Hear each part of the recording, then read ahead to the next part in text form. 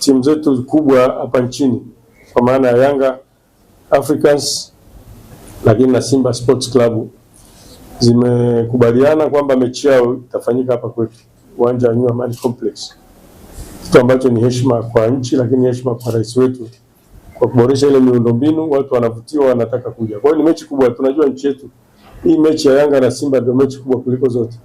Sasa mechi hii itachezwa hapa kwetu tarehe 1 mwezi wa 3 mwaka 2026 saa 2:15 usiku.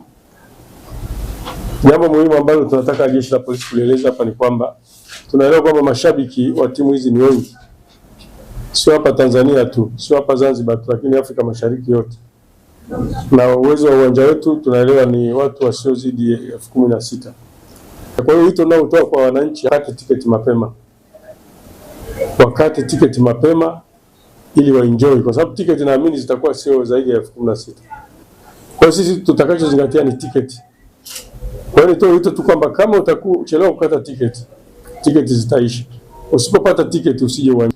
Kwa hiyo usinunue tiketi, mwananchi yoyote asinunue tiketi kwa mtu ambaye hafahamiki au institution ambayo haifahamiki, haieleweki, utapata hasara.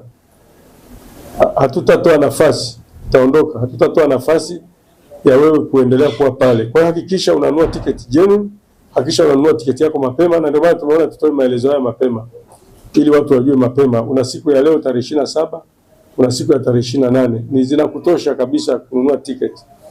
Lingine ni waombe wale wenye vyombo vya usafiri. Usije ukatumia roli lako umeweka ndani, sio na kirikuu ilikuwa ndani, umeona kwamba kwa sababu kuna influx kubwa watu wanaenda kule uwanja wa Amani alafu katoa kirikuu yako ukataka kusafirishia watu. Vijana wetu wa usalama barabarani wamejipanga, wako makini na wanajua zile faini zinavyokuwa kubwa ni faini zile zenyewe kabisa za sheria ya mawasiliano.